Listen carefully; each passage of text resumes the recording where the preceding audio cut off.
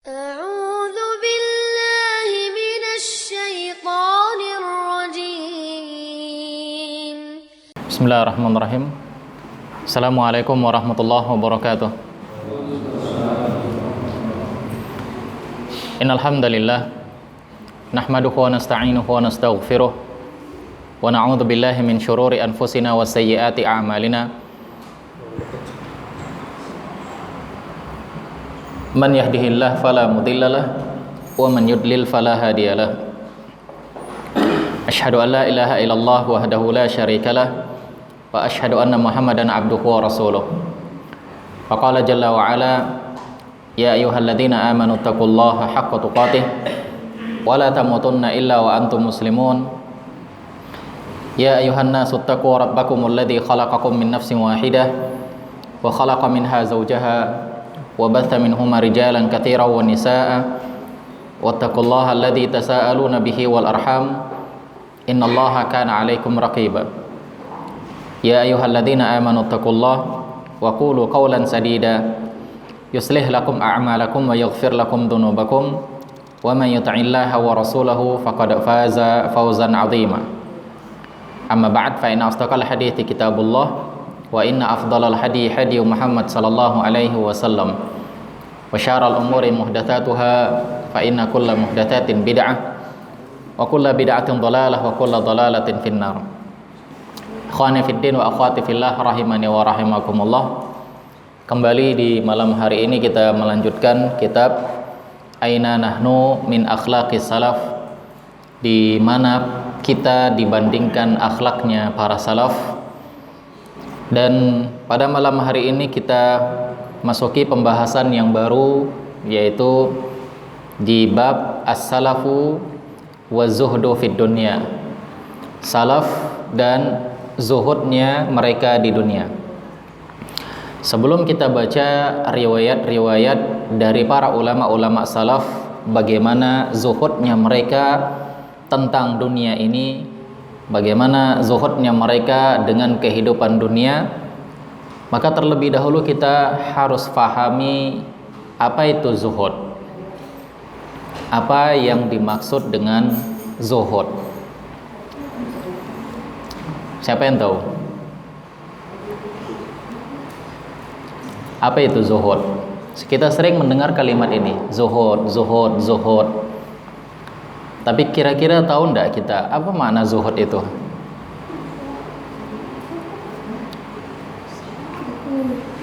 Siapa yang bisa zuhud? Meninggalkan perkara yang tidak bermanfaat. Apalah? Apa? Untuk agama. Iya, bisa benar tapi masih kurang tepat. Ada yang tahu zuhud? Kecondongan terhadap dunia, itu bukan zuhud namanya, malah kebalikannya.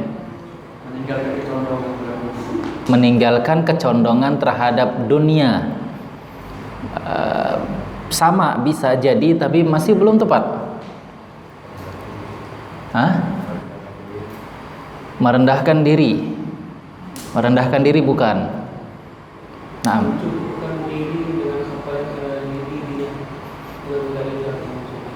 mencukupkan diri dengan apa yang ada pada dirinya yang diberikan oleh Allah Subhanahu wa taala. Iya, mendekati. Ikhwan fillah azanallahu wa iyyakum jami'an. Fadhal Pak, silakan.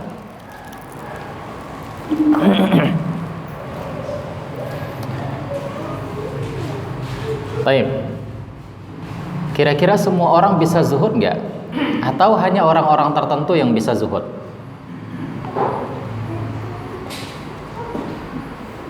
Kira-kira semua orang bisa zuhud atau hanya orang-orang tertentu yang bisa zuhud? Semua orang. Baik. Berarti yang miskin bisa zuhud, yang kaya juga bisa zuhud. Baik.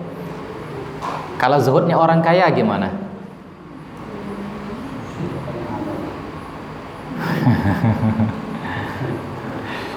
Zuhudnya orang kaya gimana?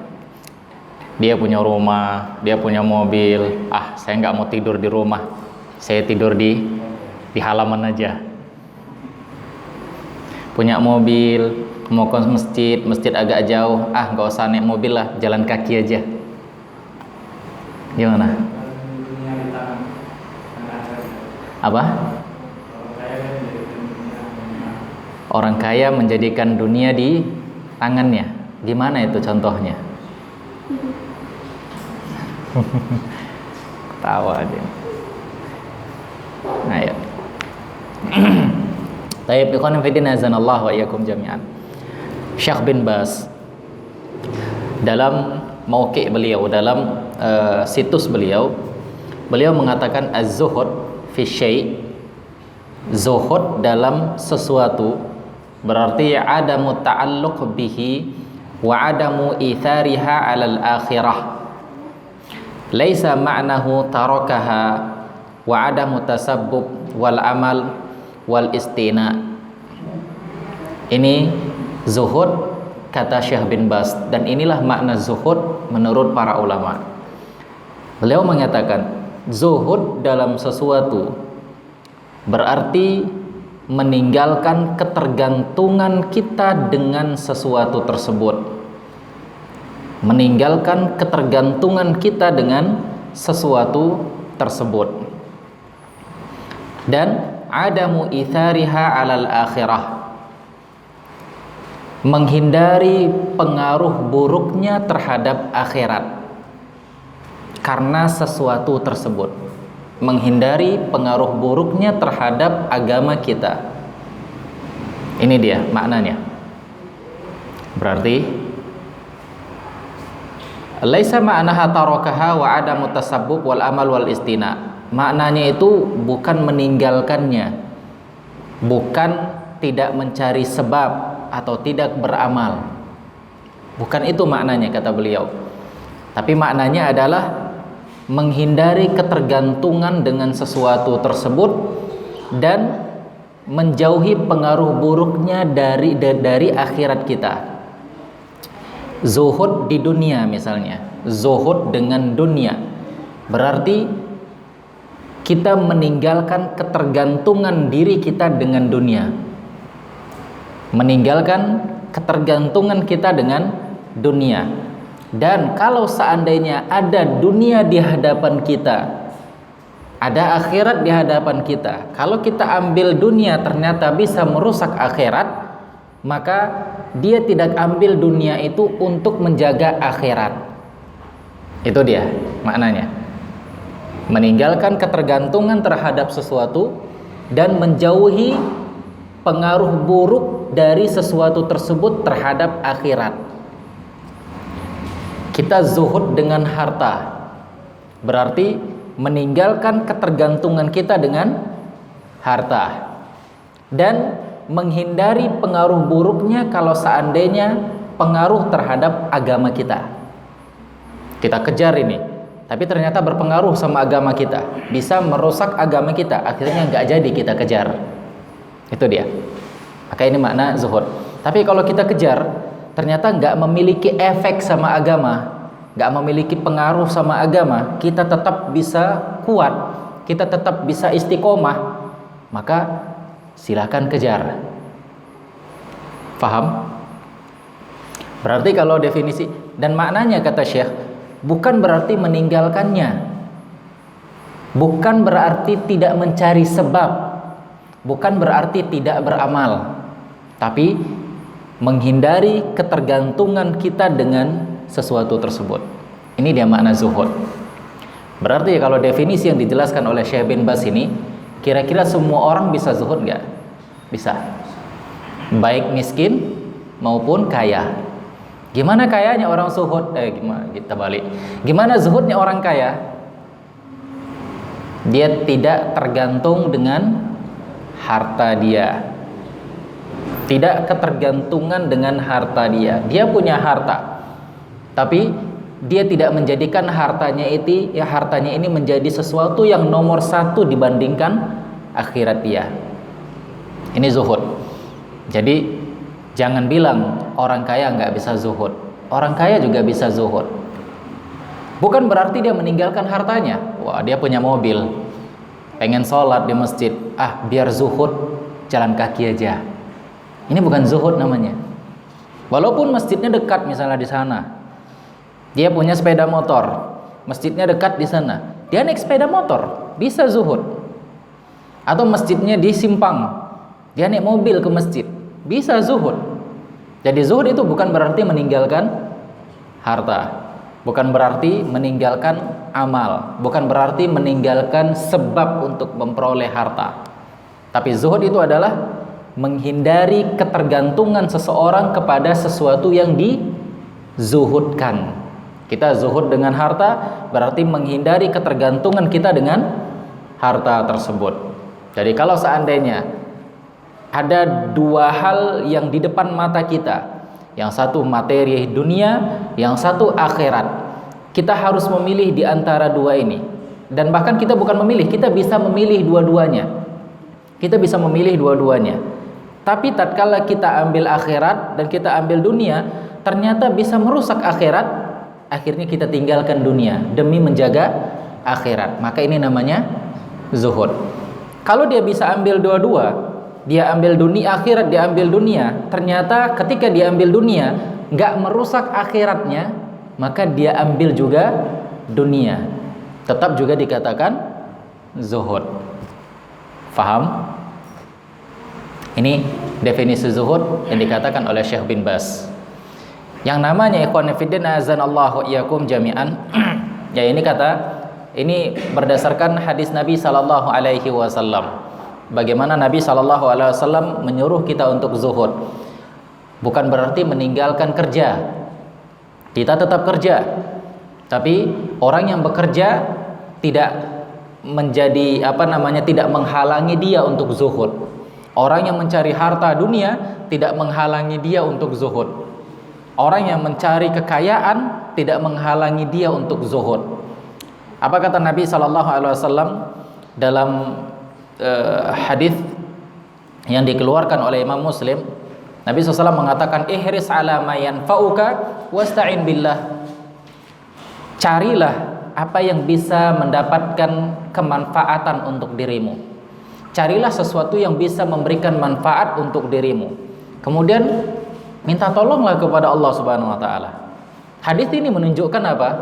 Hadis ini menunjukkan kepada kita yaitu untuk mencari apa yang bisa memberikan manfaat sama kita dalam urusan dunia. Kita butuh rumah.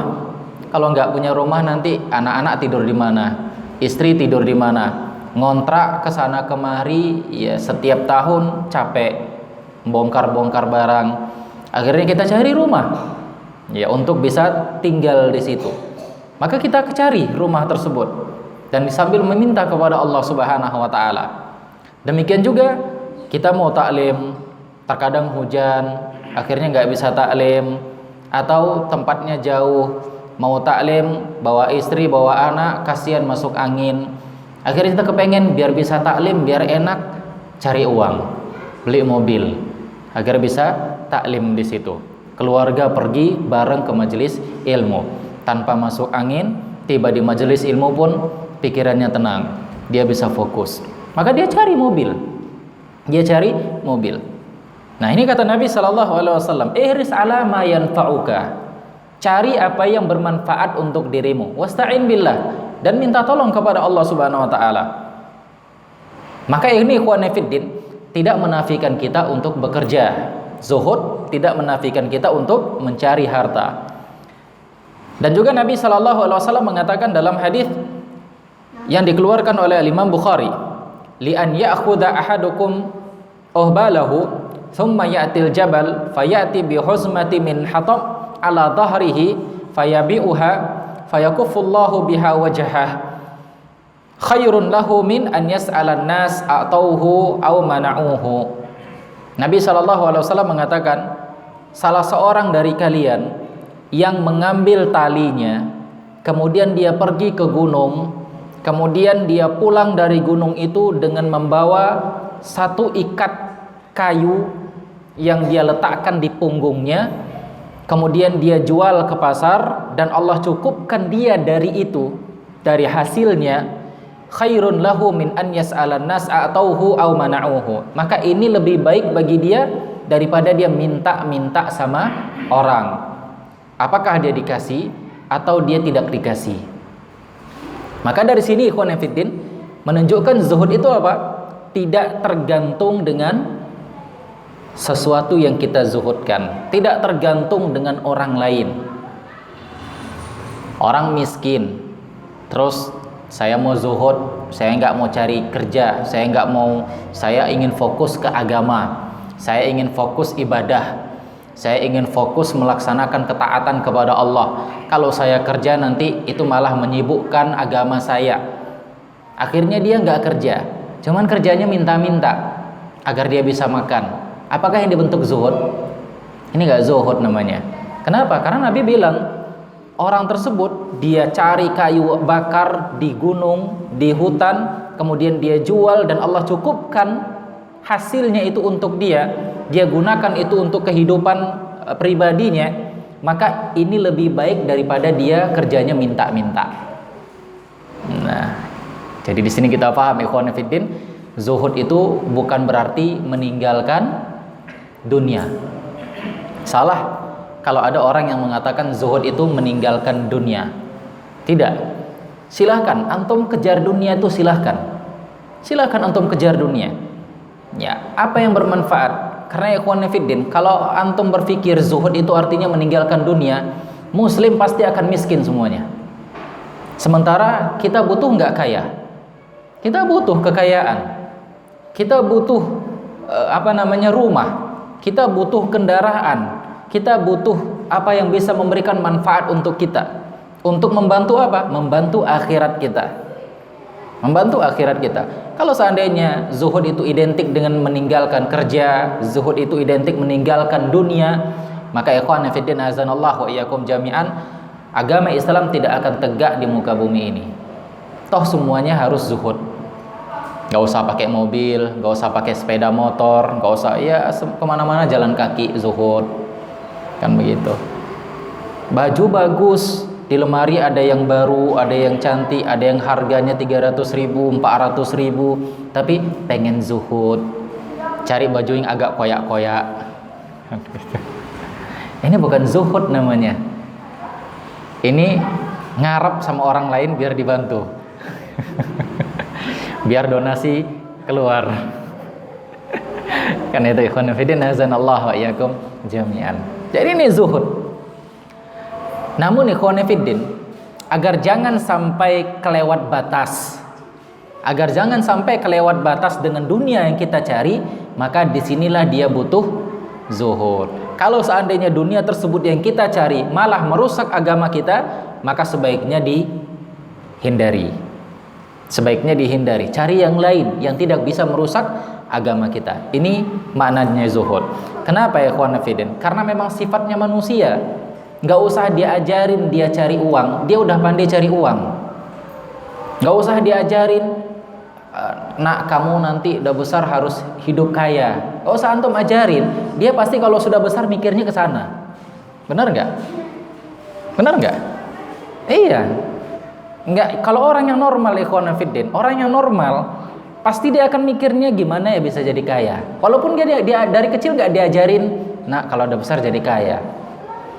Kalau seandainya dia mikir, nanti cita-cita saya sudah besar jadi orang miskin, ini kan nggak normal namanya. Benar nggak? Ini nggak normal namanya. Jadi enggak perlu antum ajarin anak antum jadi kaya, dia pasti akan mikirnya ke sana nanti. Karena ini memang sudah sifat manusia, ini sudah tabiatnya manusia. Apa kata Nabi SAW dalam hadis yang dikeluarkan oleh Imam Bukhari dan Imam Muslim? Nabi SAW mengatakan, "Lau anna libni Adam wadiyan min dhahabin ahabbu an yakuna lahu wadiyani walan yamla' fahu illa turab wa yatubullahu ala man tab." Nabi SAW mengatakan, kalau seseorang itu punya emas satu lembah, niscaya dia akan mencari lembah yang kedua. Dia punya yang kedua, pasti dia akan mencari yang ketiga. Dia punya yang ketiga, pasti dia akan mencari yang keempat, sampai seterusnya. Inilah memang tabiatnya manusia. yang nggak akan habis. Sampai apa kata Nabi SAW? Sampai tanah masuk ke dalam mulutnya. Artinya apa? Sampai mati baru obsesinya untuk mencari dunia hilang. Selama dia masih hidup, dia akan terus punya obsesi untuk mencari harta, untuk mencari dunia. Makanya saya bilang sama antum tadi, nggak antum ajarin pun anak antum kecil, nak kalau udah besar jadi orang kaya ya, biar enak, lihat itu orang-orang punya rumah, kita ngontrak, orang-orang punya mobil, kita kemana-mana naik sepeda motor, butut lagi, kan begitu. Nggak antum ajarin itu, udah besar dia pasti mikir itu. Ini deh ikhwan fillah, karena ini memang sudah sifatnya manusia, tabiatnya manusia. Yang antum ajarin sama anak antum apa? Cara nyari harta yang benar, yang halal, itu yang antum ajarin. Nah ini deh ikhwan fillah, azanallahu iyyakum jami'an. Ini memang sudah tabiat kita, sudah tabiat kita. Dan orang-orang yang obsesinya dunia hingga tidak terkontrol, inilah yang diancam oleh Allah Subhanahu wa taala di dalam Al-Qur'an. Allah katakan alhaakumut takatsur hatta zurtumul maqabir kalla sawfa ta'lamun thumma kalla sawfa ta'lamun. Alhaakumut takatsur, celakalah orang-orang yang takatsur, yang memperbanyak, yang menimbun-nimbun harta, yang mencari-cari harta sampai kebablasan, sampai kelewat batas.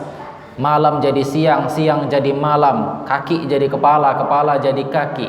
Nggak tahu lagi kalau kalau disuruh sudah kemana, sudah lama nggak taklim, sudah lama nggak nampak wajahnya di majelis ilmu. Aduh akhi, anak memang benar-benar sibuk kali lah akhir-akhir ini.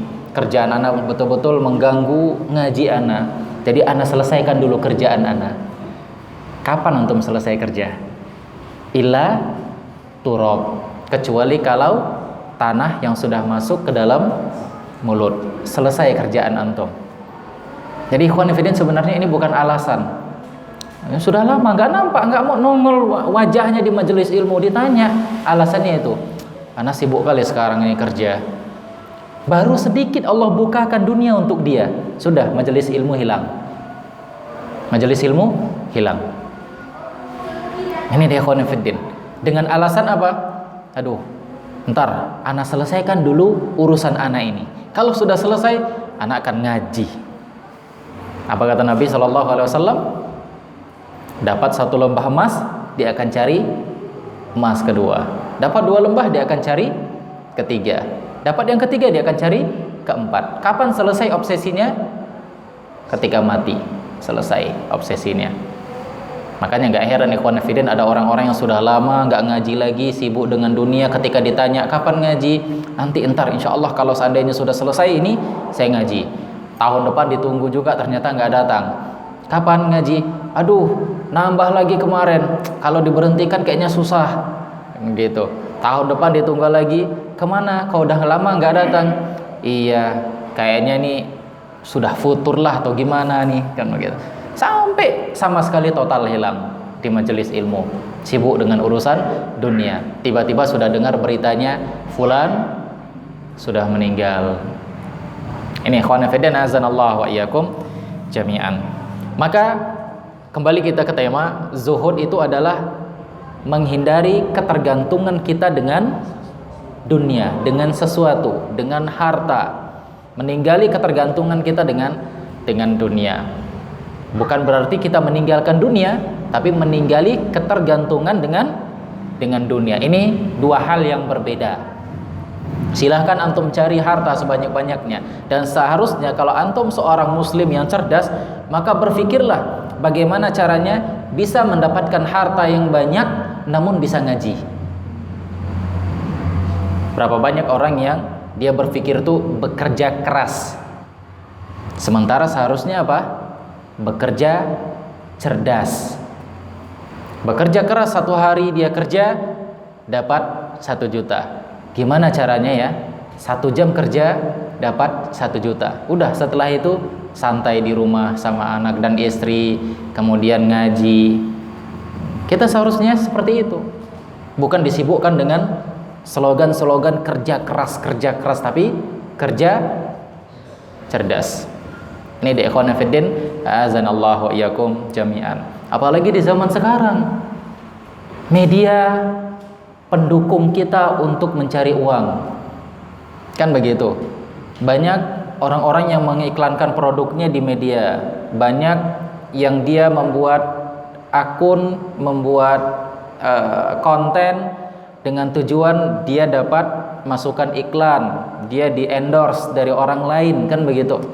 Maka kenapa antum tidak buat tapi dengan cara-cara yang syar'i, dengan cara-cara yang syar'i, kerjasama dengan yang ini untuk melancarkan atau melaris dagangan. Kenapa antum tidak seperti itu juga, kan begitu. Ya Ustadz, antum bisa nasihati, antum Ustadz ngapain? Beda lah ikhwan fiddin, kita ngajar, nggak pedagang, antum yang pedagang, kan begitu. Nah ini dia ikhwan fiddin, azanallahu wa iyyakum jami'an. Jadi al-muhim ikhwan fiddin, azanallahu wa iyyakum jami'an, al-muhim yang namanya zuhud bukan meninggalkan dunia, tapi tidak tergantung dengan dunia. Taib, paham di sini ikhwan fiddin? Nah, jadi kalau sudah seperti ini, kita enak nanti membaca riwayat-riwayat para ulama. Nah, nyambung dia, connect dia. Sebab kalau kita nggak paham definisi zuhud, sudah isya ya. Ntar lagi. Kalau seandainya kita nggak paham definisi zuhud, ya nggak akan connect nanti dengan riwayat-riwayat yang kita baca. Nah demikian ya konfidin, azanallahu wa iyyakum jami'an. Baik, kita baca riwayat yang pertama. Fi Zuhud li Ibnul Mubarak. Di dalam kitab Zuhud yang ditulis oleh Al-Imam Ibnul Mubarak. Jadi Al-Imam siapa Imam Ibnul Mubarak? Sudah sering kita sebutkan namanya ini. Abdullah bin Mubarak. Siapa dia? Imam di masa tabi'ut tabi'in. Imam di masa tabi'ut tabi'in, Imam Ibnul Mubarak. Azan kan? Baik ikhwan fillah, nanti insyaallah akan kita lanjutkan kajian kita, mudah-mudahan ada manfaatnya. Qul qouli hadza wa astaghfirullah li wa lakum wa lisairil muslimin innahu huwal ghafurur rahim. Assalamualaikum warahmatullahi wabarakatuh.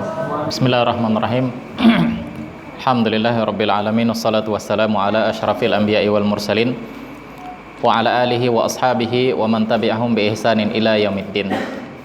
Taib ikhwan fillah, azanallahu wa iyyakum jami'an. Kita lanjutkan kajian kita kitab Aina Nahnu min Akhlaqis Salaf di bab as-salaf wa zuhud fid dunya, salaf dan zuhud mereka di dunia. Fi Zuhli li Ibnul Mubarak, fi Zuhdi li Ibnul Mubarak, yaitu di dalam kitab Zuhud yang ditulis oleh Al-Imam Ibnul Mubarak. Beliau mengatakan, jadi Al-Imam Ibnul Mubarak itu membuat satu karya tulis judulnya Az-Zuhud, dan Imam Ibnul Mubarak ini terkenal dengan zuhud. Beliau terkenal dengan kezuhudannya. Beliau mengatakan, haddatsana Ma'mar an Hisham bin Urwah an abihi qala qadama Umar asyam fatalaqahu al-umara wal udhama. Satu ketika Umar bin Khattab mengunjungi Syam. Ya, Umar bin Khattab adalah seorang Amirul Mukminin, khalifah yang kedua setelah Abu Bakar As-Siddiq, dan kekuasaannya sudah meliputi wilayah Syam. Sudah meliputi wilayah Syam, Madinah, Makkah, kemudian Syam. Yang mana sebelumnya Syam ini dikuasai siapa? Dikuasai oleh orang-orang Romawi, orang-orang Yunani.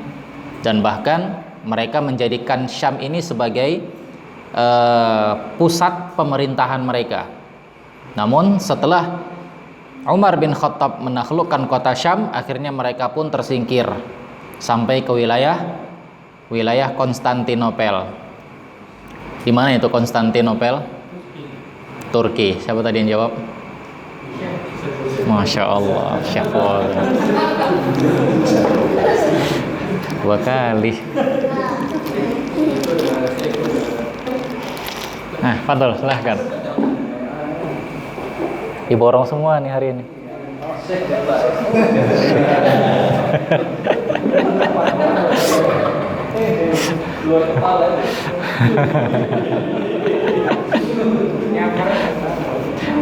Silahkan ambil, nanti ngelinding-linding deh. Oh, gitu. Baik. Satu ketika Umar bin Khattab mengunjungi Syam. Fatalaqahul umara wal udhama. Maka umara dan udhama yang ada di sana, yaitu gubernur-gubernur wilayah Syam, menemui Umar. Ya, karena pemerintahnya, presidennya lah istilahnya kan, mengunjungi wilayahnya atau mengunjungi provinsinya, maka wali kota atau gubernur yang ada di sana akhirnya pun menemui sang khalifah, sang presiden. Faqala, aina akhi Abu Ubaidah? Maka setelah gubernur-gubernurnya menghadap ke Umar, dia lihat satu persatu, kemudian dia tanya, mana saudaraku Abu Ubaidah? Abu Ubaidah. Siapa Abu Ubaidah? Sahabat Nabi Sallallahu Alaihi Wasallam. Siapa nama Abu Ubaidah? Ya, itu nama itu lakop dia, itu kunyah dia sama nama bapak dia. Nama dia Abu Ubaidah Ibnul Jarrah. Abu Ubaidahnya itu kan lakop kunyah dia. Ya kan? Kunyah dia. Ibnul Jarrah siapa? Al-Jarrah bapaknya. Abu Ubaidah anaknya Al-Jarrah. Namanya siapa?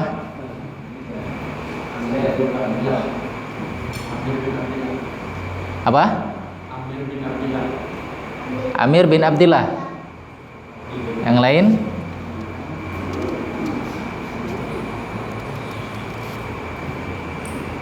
PR antum. Baik. Dia tanya, mana saudaraku Abu Ubaidah? Mana saudaraku Abu Ubaidah? Benar namanya Amir? Abdurrahman atau Amir? Abu Ubaidah Amir bin Al-Jarrah. Nah, benar. Betul.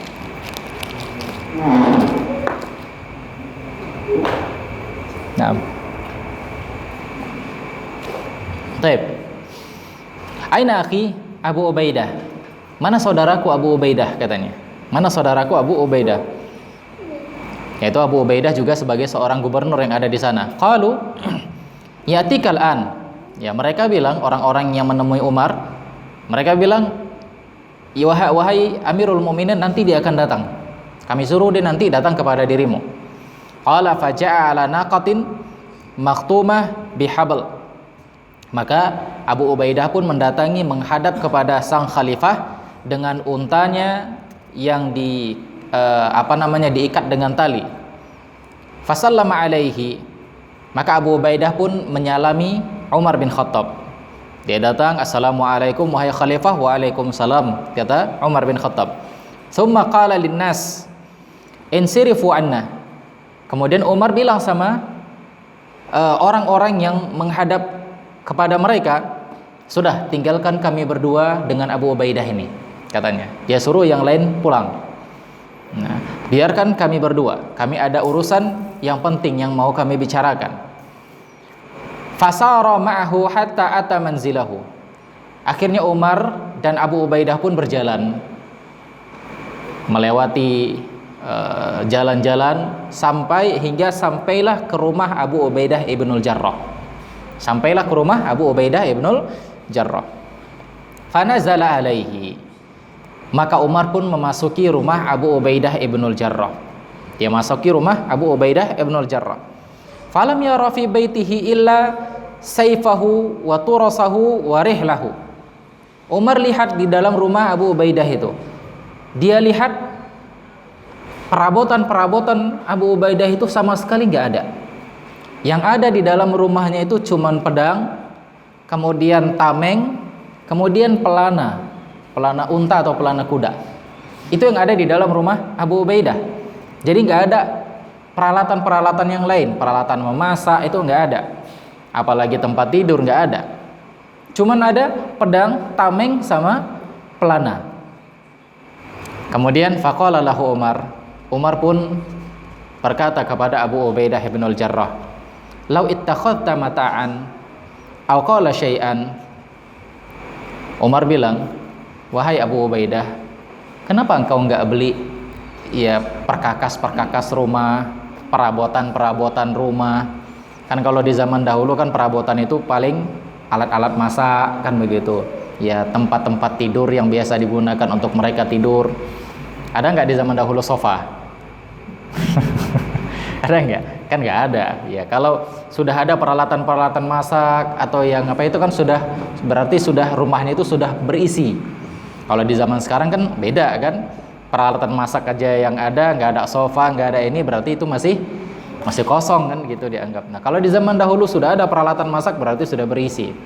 Akhirnya Umar bilang, kenapa engkau nggak beli perabotan-perabotan, peralatan masak? Kok cuman ada pedang, pelana sama tameng? Kok cuman ada itu? Apa kata Umar? Apa kata Abu Ubaidah? Qala ya Amirul Mukminin, inna hadza sayablughuna al-maqil.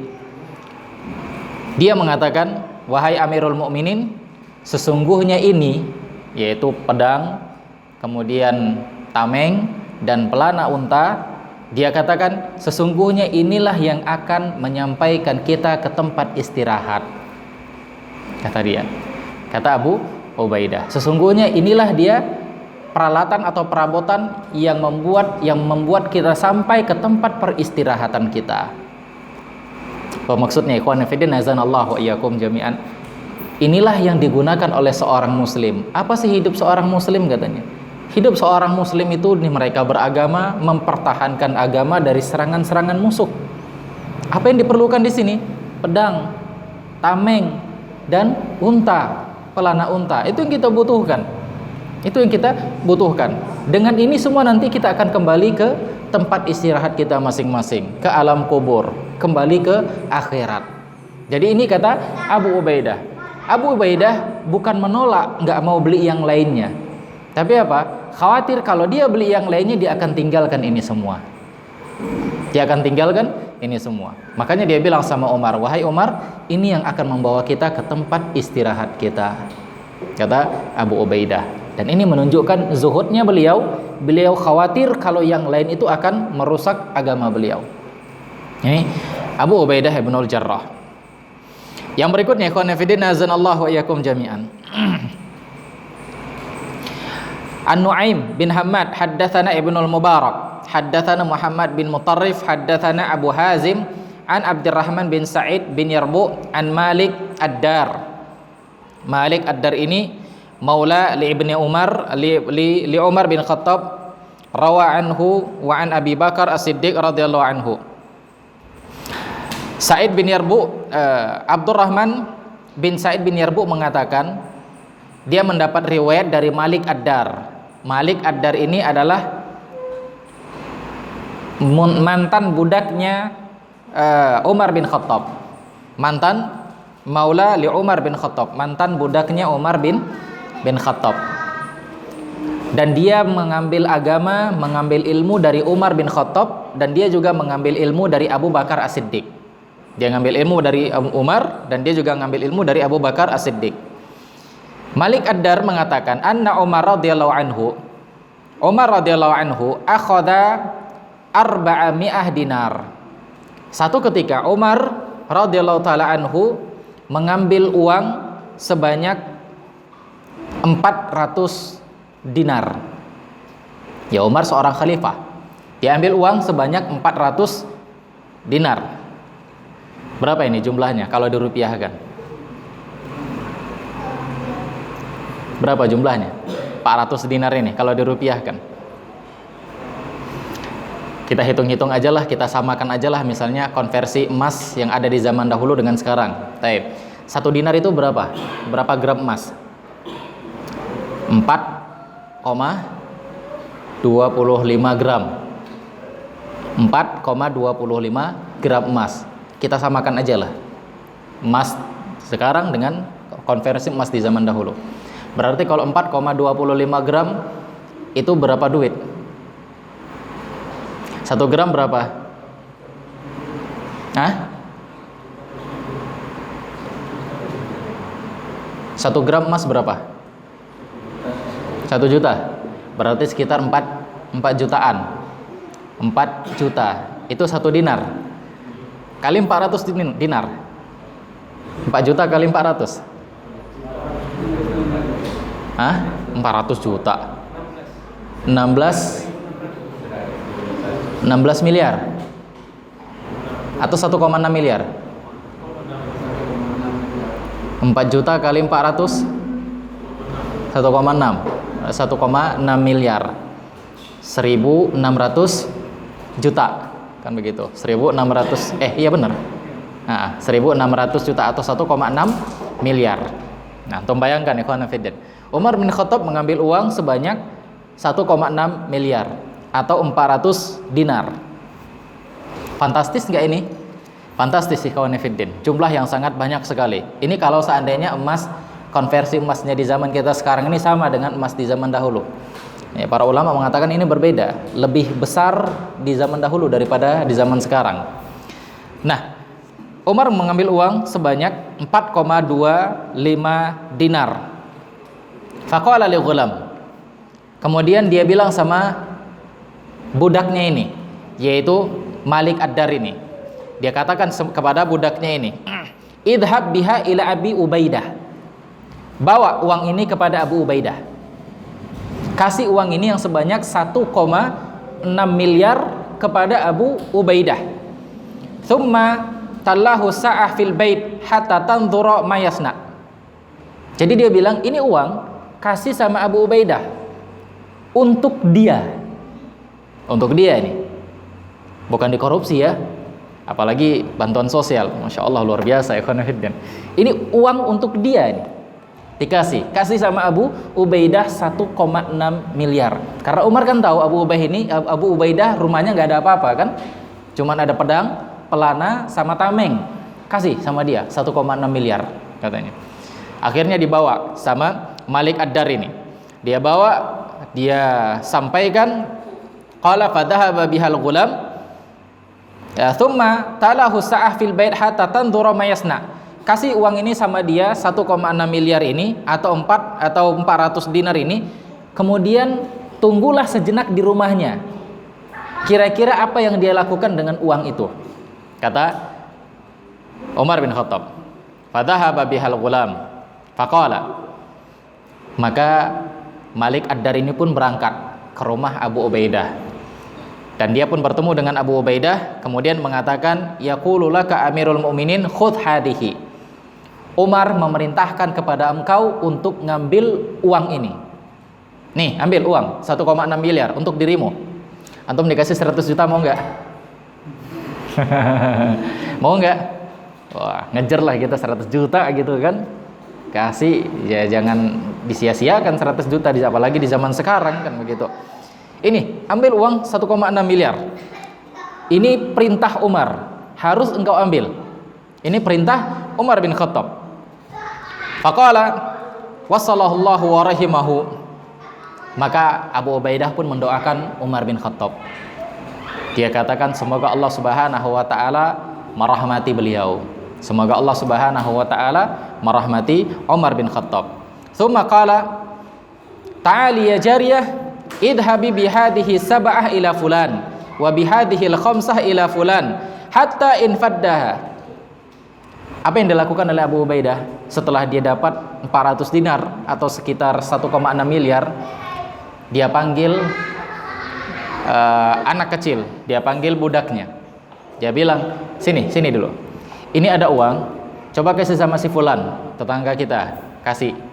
Yang ini sekian, kasih sama si fulan ini. Yang ini sekian, kasih si fulan ini. Yang ini sekian, kasih si fulan ini. Dari yang 1,6 miliar atau 400 dinar itu, semua habis dibagikan sama orang lain. Abu Ubaidah nggak dapat. Antum bayangkan, dia nggak dapat, tapi dia kasih yang lain. Dia kasih yang lain. Kemudian apa ikhwan fillah azanallahu wa iyyakum jami'an? Faraja'al ghulam ila Umar. Malik Ad-Dar ini balik pulang kepada Umar bin Khattab. Kemudian wa akhbarahu fawajadahu qad a'adda mithlaha li Mu'adz bin Jabal. Dia bilang sama Umar bin Khattab, "Wahai Umar, aku sudah sampaikan uang ini. Aku sudah beri uang ini kepada sahabatmu Abu Ubaidah. Dan aku lihat apa yang dia lakukan. Ternyata setelah dia dapatkan, dia bagi-bagi uang itu ke orang lain. Dia nggak dapat. Akhirnya ketika dia sampai, dia ceritakan itu, ternyata Umar juga sedang mempersiapkan uang yang sama untuk sahabatnya yang lain, yaitu Mu'adz bin Jabal. Fa arsalahu biha ilaihi, faqala Mu'adz wasalahu Allah. Maka dia bilang lagi, ya sudah, kalau begitu ini ada uang lagi, pergi kepada Mu'adz bin Jabal dan kasih ini sama dia. Bilang ini adalah perintah Amirul Mukminin. Akhirnya dia berangkat lagi ke rumah Mu'adz bin Jabal dan dia bilang, "Wahai Mu'adz, ini perintah dari sang Amir, ada uang, ambil." Ada uang, ambil, katanya. Didoakan lagi sama Mu'adz bin Jabal. Wasallahu Allah, semoga Allah Subhanahu wa taala memperpanjang hidup beliau, semoga Allah merahmati beliau, kan begitu. Ya jariyah, idhabi ila baiti fulan bikada wa li baiti fulan bikada. Mu'adz bin Jabal panggil budaknya yang lain. "Wahai budak, ini ada uang, kasih sama si fulan. Engkau berangkat ke rumah fulan, kasih uang ini sama dia. Kemudian kasih uang ini sama si fulan yang lain. Kasih sama si fulan, kasih sama si fulan," katanya kepada budaknya ini. Hingga akhirnya fattala'at imra'ah Mu'adz, istrinya keluar. Nah, istrinya keluar, istri Mu'adz bin Jabal keluar rumah setelah uang itu dibagi-bagikan kepada yang lain. Apa kata istrinya? Faqalat wa nahnu Allahul masakin. "Wahai Mu'adz, kita juga orang miskin," katanya. Kita juga orang miskin. Jangan kau habiskan uang itu untuk yang lain. Kita juga fakir, kita juga butuh, katanya. Apa yang dilakukan oleh Mu'adz? Fa'atina walam yabqa fil khariqah illa dinaran fadaha bihima ilaiha. Dia tetap kasih uang itu. Setelah dia bagi-bagi, tidak ada yang tersisa di kantung uang tersebut kecuali cuma tinggal 2 dinar. Barulah istrinya keluar, "Kita juga orang miskin," katanya. Cuman 2 dinar yang tertinggal dari sebanyak 400 dinar. Akhirnya dia ambil yang 2 dinar ini, kemudian dia kasih sama istrinya, "Udah, ini ambil untukmu," katanya. "Ini ambil untukmu." Untuk bayangkan ikhwan fillah, dari 400 dinar, dari 1,6 miliar, dia dapat berapa? 800 ribu? 8 juta, sekitar 8 juta. Padahal mungkin yang lain dapat, yang sana dapat 10 miliar, yang ini 10 miliar, yang ini 10 miliar, yang ini 10 dinar, 10 dinar, 10 dinar. Dia cuma dapat berapa? 2 dinar. Ya. Ini ikhwan fillah azanallahu wa iyyakum jami'an. Sahabat Mu'adz bin Jabal. Wa raja'al ghulam fa akhbarahu Umar.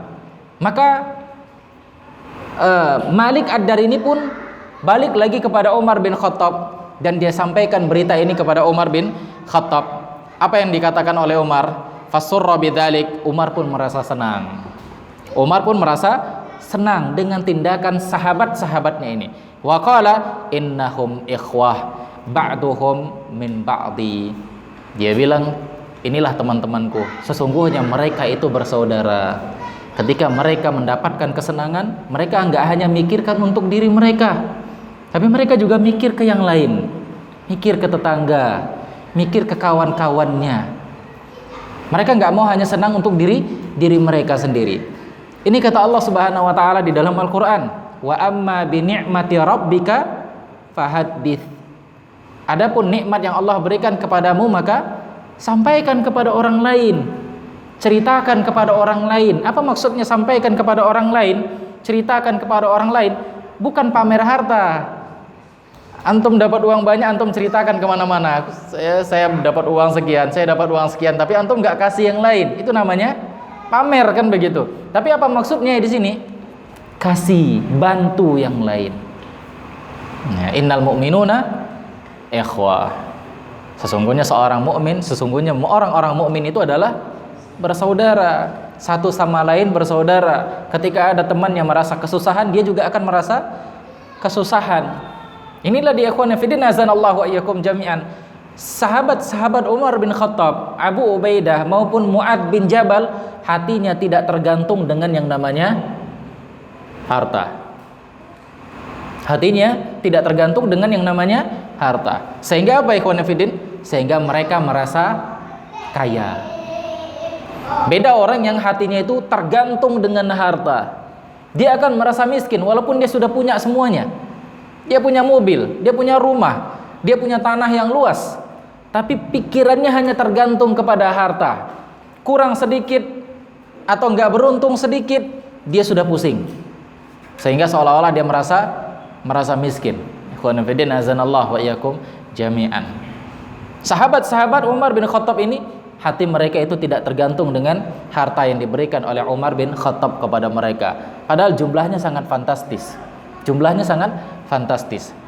Ada nggak antum dengar cerita atau kisah seperti ini? Ketika ada orang mengatakan, ini si fulan dapat uang 100 juta, dia bagi-bagi ke yang lainnya, dia cuma dapat 1 juta. Pernah nggak antum dengar yang seperti ini? Gak pernah, ikhwan fillah, gak ada. Menunjukkan apa? Hati kita masih tergantung dengan harta, ikhwan fillah. Padahal mungkin kita sudah punya segalanya. Mungkin kita sudah punya. Ikhwan fillah, kita orang yang cukup berada lah. Kita punya rumah, kita punya mobil, kita punya sepeda motor. Mungkin sepeda motor kita 3 di rumah. Terus tiba-tiba kita dapat rezeki, dapat durian runtuh kata orang, dapat uang 100 juta. Entah dari mana lah gitu. Ada aja orang ngasih. Atau kita pas lagi gali rumah, gali tanah di halaman kita, tiba-tiba nemukan emas. Begitu dijual harganya berapa? 100 juta, kan begitu. 100 juta. Kira-kira apa yang kita buat dengan uang 100 juta ini? Pasti seperti hadis Nabi SAW yang tadi. Dapat 1 lembah emas, cari emas yang lain. Wah, dapat emas di sini. Bongkarlah yang sebelah sini. Ini nih ikhwan fillah, azanallahu wa iyyakum jami'an. Dapat 100 juta. Ini perusahaan sudah buat perusahaan baru. Kan begitu. Buat produk baru. Ya. Madu jalan lancar. Buat produk minyak wangi. Kan gitu. 100 juta, sayang ini. Beda dengan para sahabat-sahabat Nabi sallallahu alaihi wasallam. Padahal mereka juga membutuhkan, tapi mereka berikan kepada orang yang lain yang lebih membutuhkan dari mereka. Ini menunjukkan apa ikhwan fillah? Zuhudnya mereka dengan harta. Zuhudnya mereka dengan harta. Nah, demikian ikhwan fillah. Kita lanjut.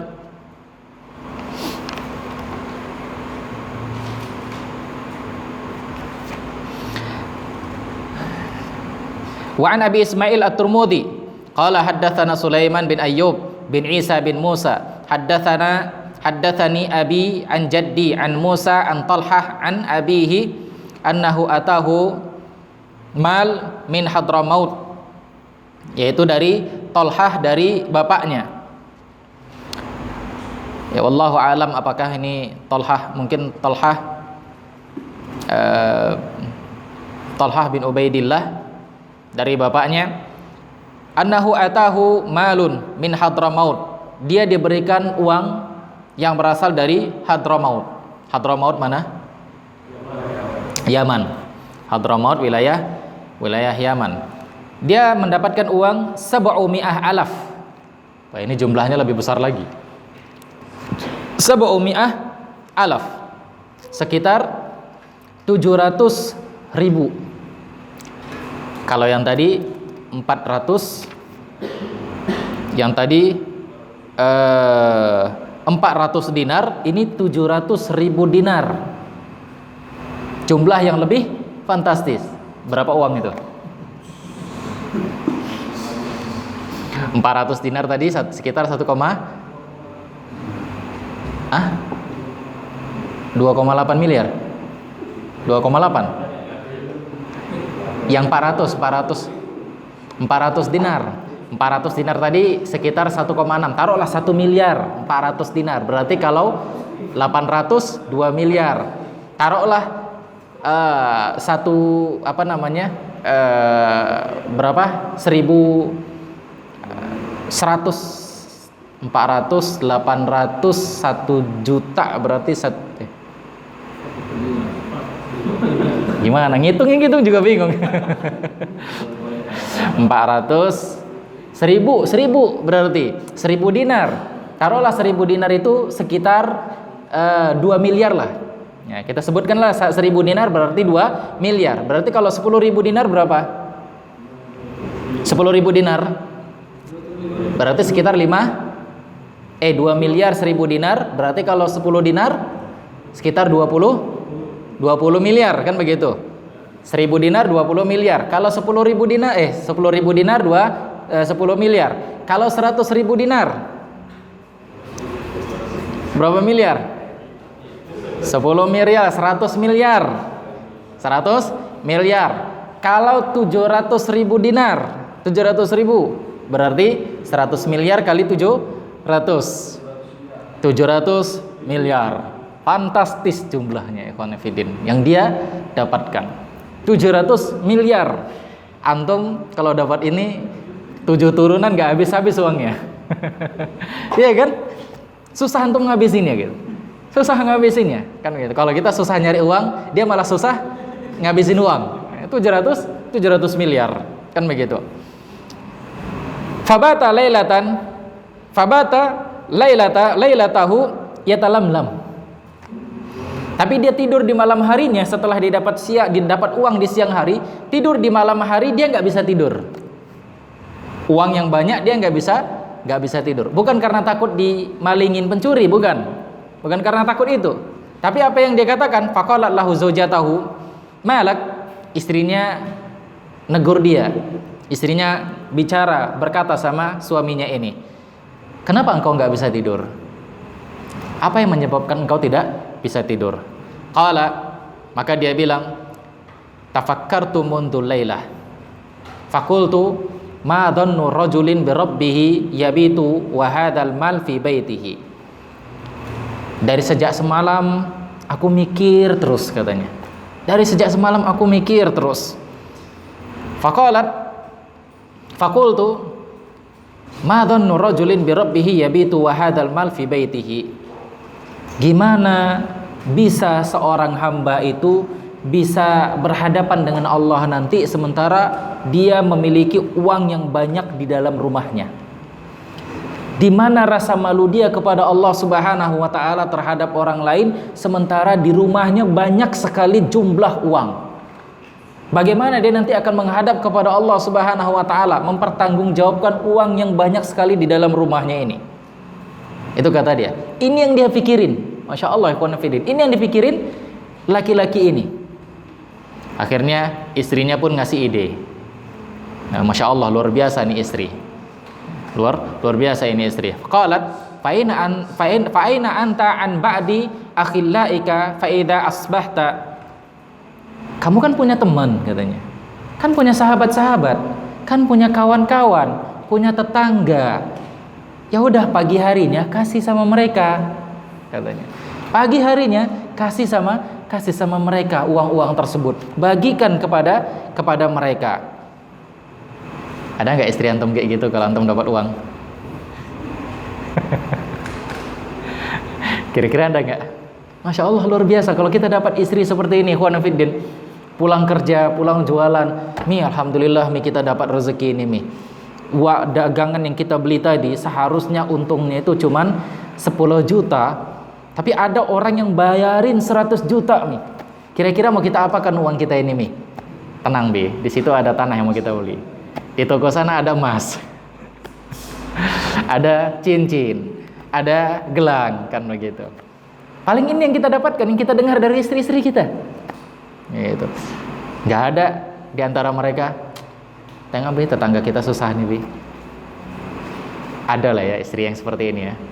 Insya Allah ada. Istri antum seperti itu kan? Insya Allah ada. Insya Allah ada. Ya, sepele kali Ustadz ini sama istri-istri kami. Ya ini khonafidin azanallahu iyyakum jami'an.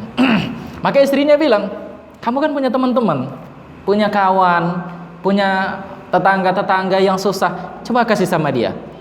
Fad'u bijifan wa qisas faqassamahu.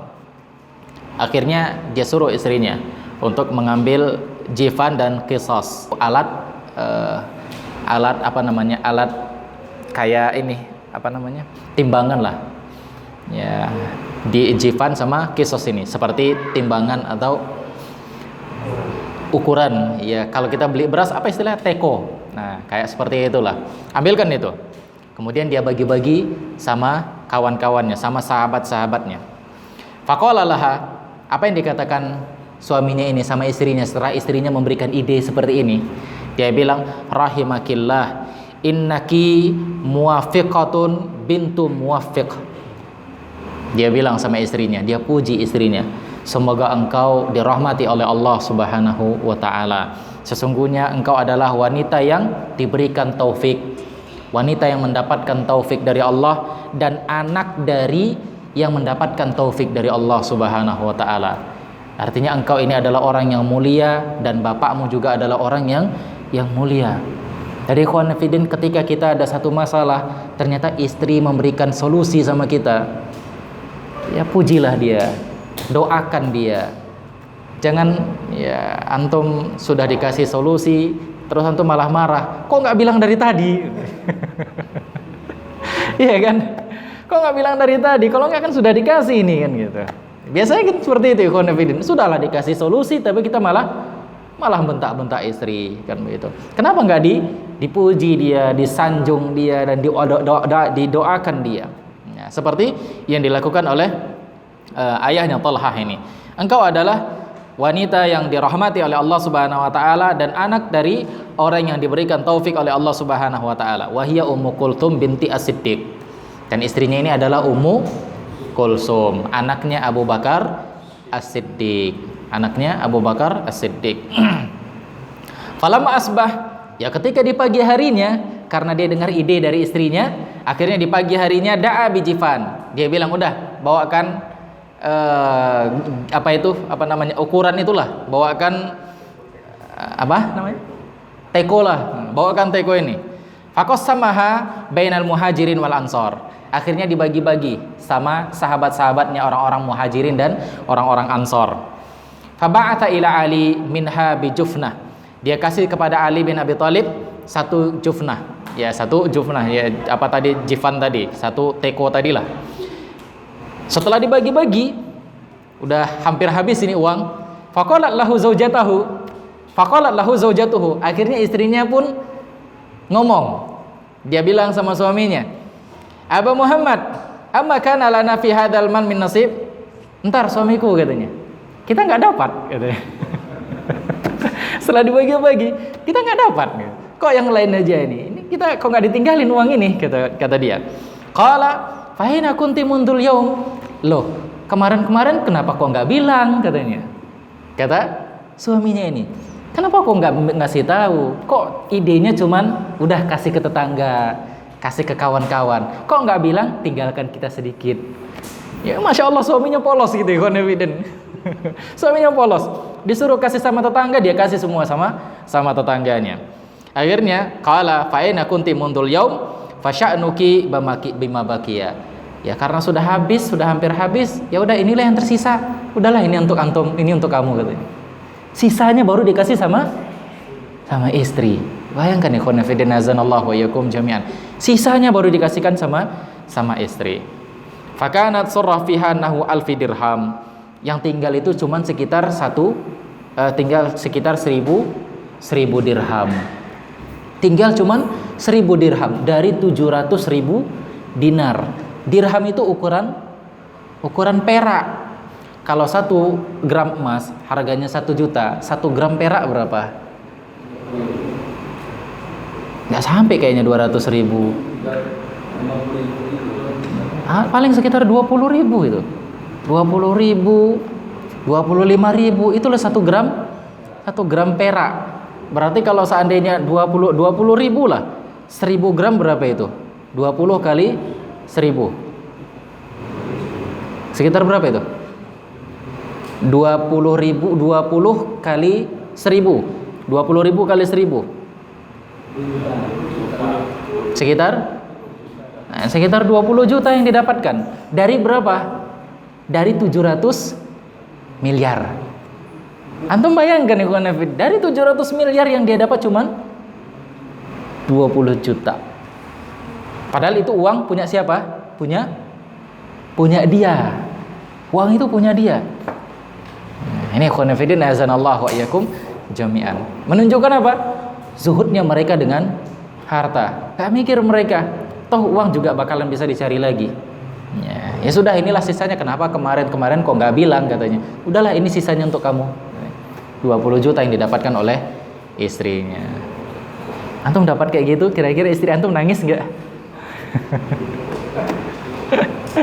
Ini khonafidin azanallahu wa iyyakum jami'an. Jadi kalau kita lihat, pantaslah mereka itu dipuji oleh Allah Subhanahu wa taala di dalam Al-Qur'an.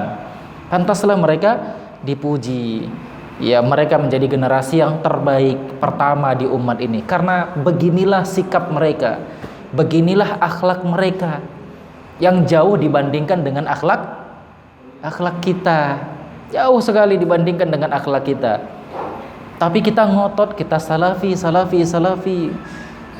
Ya, apalagi yang nggak cocok dengan dia, kalian bukan salafi, kami yang salafi gitu.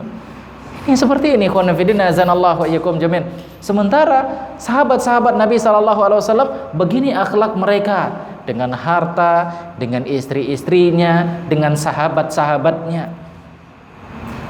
Dan mereka nggak ngotot-ngototan, akulah yang paling salafi.